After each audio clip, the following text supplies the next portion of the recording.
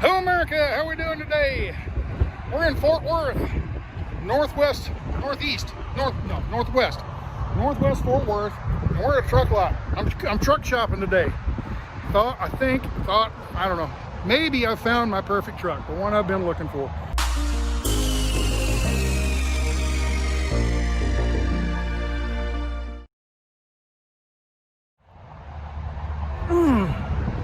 Almost, so close. But anyway, we're at the truck lot, and I'm looking, Peterbilt, Freightliner, Kenworth, Hornbinder, International. I don't know what that is. Probably one of those Isuzus. Probably. I don't know what that is. Here's a Freightliner. This, of all the Freightliners, this is a Coronado. If I had to buy a Freightliner, this would be what I'd be interested in here. Is a Coronado. They're pretty nice for a Freightliner. I know there's guys out there going to give me heck on that. Oh, Freightliners are wonderful. Yeah, I'm a Kenworth and Peterbilt guy. Freightliners are way down on the nice scale. They're way down lower. They're third in line, but they're way far third. So anyway, you got your Bulldog Mac, and you got an International Hornbinder. Anyway, right over here, isn't that pretty? Pretty red Peterbilt. Yeah, nice and everything. Well, oh, I'm sorry about the audio. It's kind of windy today, and all I have is my cell phone, so bear with me. Anyway, I was on the internet last night looking around. I was on truck paper, and I've got truck paper set to where I searched for 07 and older trucks and anything with a 100-inch sleeper or bigger. And there's usually about 20, 23, 24 trucks most of the time. And last night I got on there and what the heck, let's look around. Every once in a while, every couple of weeks or so, I'll click on it and get rid of the 07 and go from 08 and newer emission trucks. And you just never know, there might be something really nice. Remember that blue truck that I found out in California, that really big sleeper, that 180-inch ICT sleeper? Anyway, it was a 2015 Kenworth, beautiful, beautiful truck. Problem was they wanted $185,000 for it, and I'm not in a mood to put that much money into a truck. So I'm looking around on the internet last night, and now that truck was in California. It's in Texas. Well, not almost. This is not the same truck. This is almost identical truck, but it's not the same truck. The truck in California was a 2015 and had 320,000 miles on it, and was immaculate. It was just beautiful, inside and out, gorgeous. Same truck, same sleeper. Little things like the fenders are gone. The fenders, there's not even quarter fenders. So, what's the story on this? Well, when I called and asked about it, it's from the guy lived in Tulsa, and now we've got it. Okay, that's all he knew. The guy I talked to, he works for a finance company. What this is out here at Ritchie Brothers, they've got enough space. This company rents parking spaces for trucks. Okay, they have a truck for sale, and it's a finance company. If it's a finance company and the truck is sitting here, more than likely it's a repo. Now you think about it. It's 2020. What's been going on? The economy. Okay. 2 years ago, year and a half ago maybe, somebody bought this truck used. It was 3 years old, let's say. And they bought it used, and they're out running, and they probably got a $3,000 a month payment. Hence, they have a man and wife team running it, more than likely. This is all speculation, but this is where I'm thinking. Man and wife team bought it and started running and put a lot of miles on it. Freight went to nothing, and around the first of the year after this. Yeah, after they ruined the economy, unnecessarily ruined the economy. Anyway, they probably couldn't make the payments is what I'm getting at. And this finance company, more than likely repossessed it. Well, if they repossessed it, the guy that had it before was probably on, money-wise, was on his last leg, and can't make the payments. He's sure not going to do things like maintenance and fix things. Hence, the fenders are gone. They wore out the fenders, tore them up somehow, broke them, whatever. They just wore out from shaking too much. Fell off the truck. You need to repair them. They took them off, and didn't put anything back on. He can't afford the payment. He's not going to afford to put fenders on it. He didn't even bother putting a quarter fender on it. So I don't know, you know, there's a lot of mystery about this truck. Also, 933,000 miles on it. It's ready for an overhaul probably. And it might not, it might have had an overhaul done. You have no clue. There's no records on this truck at all.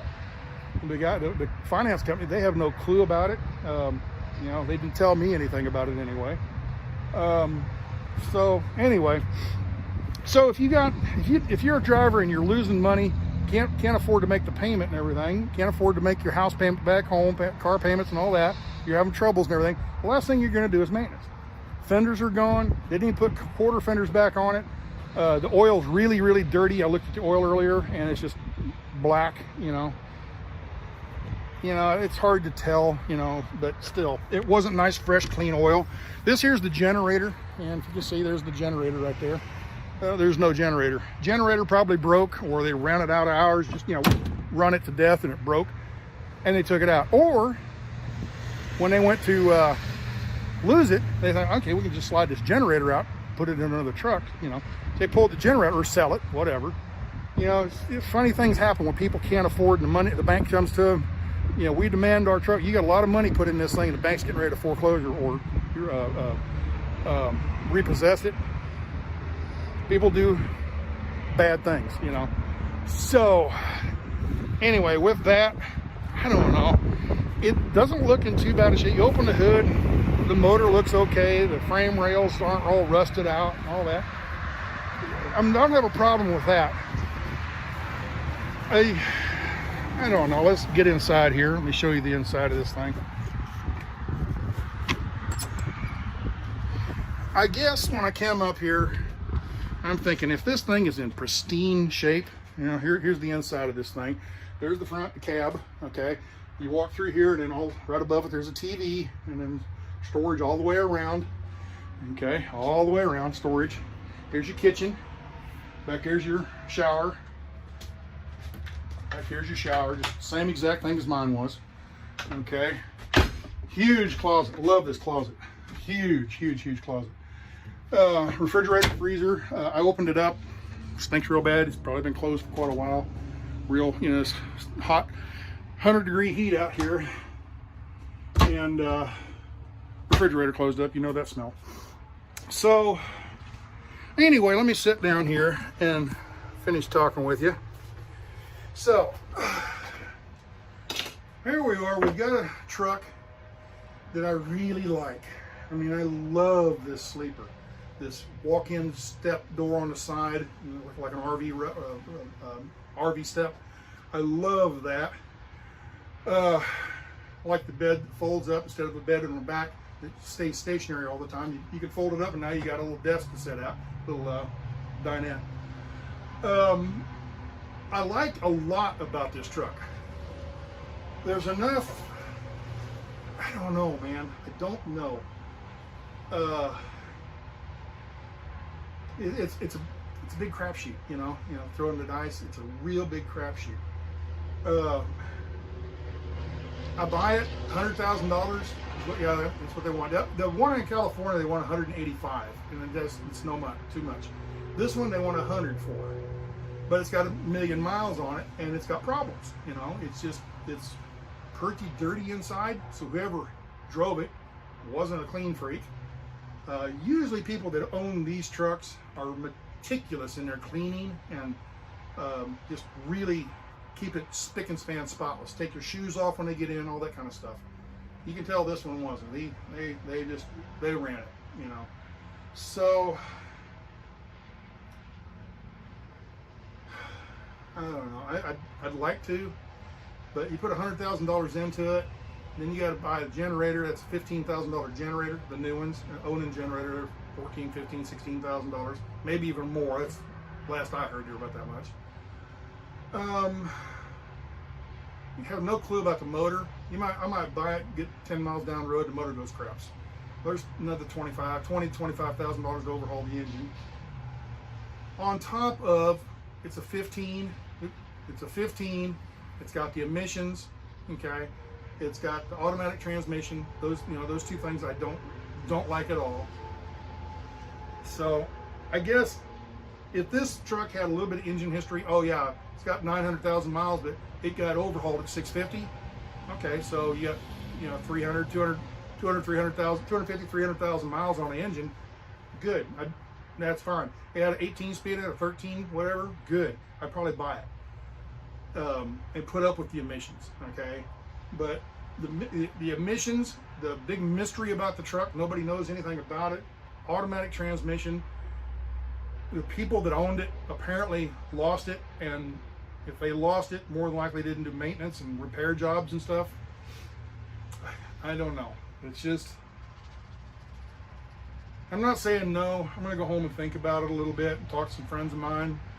I'm gonna call Kirk and see what he thinks. I've already called Eric and Mark and Joe. I already talked to Joe about it, and I don't know. Trying to decide what to do.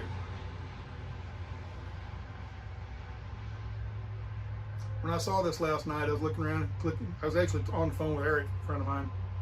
I was sitting there talking to him, and he goes, "Oh, hey, I got a call. I gotta go." All right, hung up, and I went and scrolled up about 2 more trucks. You know, scrolled, you know, the ads, 2 more ads, and boom, I saw this. I'm like, "Oh, look! Oh man, look at this!"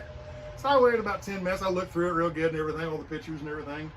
And it was in the evening. It was like 8, 9 o'clock last night. And about 10, 15 minutes later, I called Eric back and said, "Guess what I just found?" So we talked about it a little bit. And I don't know. As much as I rail, you heard me bitch and moan about emissions and automatic transmissions.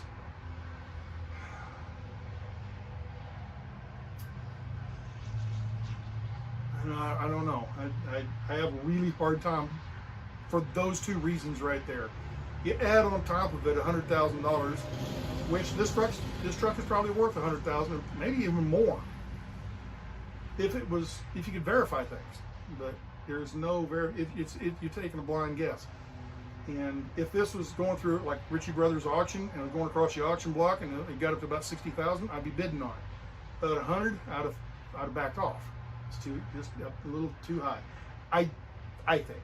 So it'd be a different story if it was a pre-emission truck with a manual transmission. I'd put $100,000 into this, but there's too many things about it I either don't like or I'm unsure of, or there's a big mystery about. And I think I went on long enough. I wanted to let you know I am still looking. You know, there was a truck out in Midland, Texas.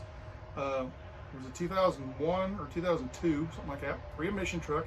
Had a Caterpillar 6NZ. For you drivers, you know what the 6NZ motor is. For people that aren't into trucking, a 6NZ cat is kind of like the holy grail of cats. I mean, it's one of the best motor cat ever built. They only built them for a couple, 3 years, but I think 99 through 2002, something like that. For 2 or 3 years, that's all. And they're a highly prized motor. It's kind of like getting a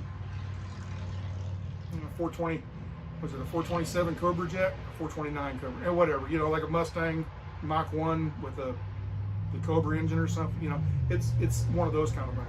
It had that, the motor had thrown a rod at 600,000 or something like that, and they just put a new motor in. It had almost 100,000 miles on a brand new crate motor, 6NZ crate motor, so basically a brand new motor. And the transmission had been gone through, so it had a rebuilt transmission, same transmission, they just rebuilt it. And man, I thought, man, I finally found it. It was pure white. It was Kenworth. No. Yeah, it was Kenworth. It was pure white. Anyway, I called them, and you know, yeah, we'll get with you and everything. Well, about 2 days later, so it was sold. So I was a little late on that one. It wasn't on the block for maybe a week, you know. And I called. I think it was the first day I saw it. It had only been up for about 2 days. I called, and he says, "Yeah, we got several people called about it and everything, and we'll call you back." And he never did. And then found out later. Well, actually, Eric found out later that it sold. Some guy bought it, and sight unseen. Didn't even look at it. Just bought it, paid for it. I'll send the guy to pick it up. I can't take those risks. I want to check the truck out. I want to test drive it and all that kind of stuff. I want to make sure in here. I want to make, you know, be confident that I'm doing the right thing. I don't have tons and tons of money to waste, you know, or not waste, but you know, I can't take the risk, you know, so I want to be a little bit more careful. Well, I think I'm going to button this thing up. I'm going to home. I'm going to think about it. I haven't had a chance to talk to Kirk yet, see what he says, but I think he'll probably say the same thing I just talked to you about. You know, if it's not exactly what you want, hold off. Be a different story. If this was a $60,000 truck, I'd buy it and then I'd convert it and put a manual transmission in it. But you pay $100,000 for this, and you start putting a $15,000 generator. There's 115. Then you got a transmission. There's $7,000, $8,000, $9,000, something like that. Who knows? So they'll just say another 10. Okay. So now you're at 125. What else? You don't know about the motor. You might have to put a motor in it. My motor might blow up 5 miles down the road. So there's another 20, 25. So now you're at 150. You see how it can really escalate? So if you buy some, that burgundy truck, it just had a lot of major work done to it. The guy really took care of it, and I was very confident about it when I bought it. And this one I'm not. So, anyway, I've rambled on long enough. It's a 16-minute video. I'm sure you're tired of listening to me. But anyway, just to let you know, I am looking. I thought last night, I found it. I even ran down the hallway to Bam, opened the door. She was in her office still, where she's doing some after-hours work for her employees. Anyway, she's sitting at the desk, and I come open the door. I says, I think I found a truck. She goes, oh, good. You get off the couch and get your ass back to work. Oh, well. Oh, well. All right, well, anyway, take care. We'll talk to you next time. Bye.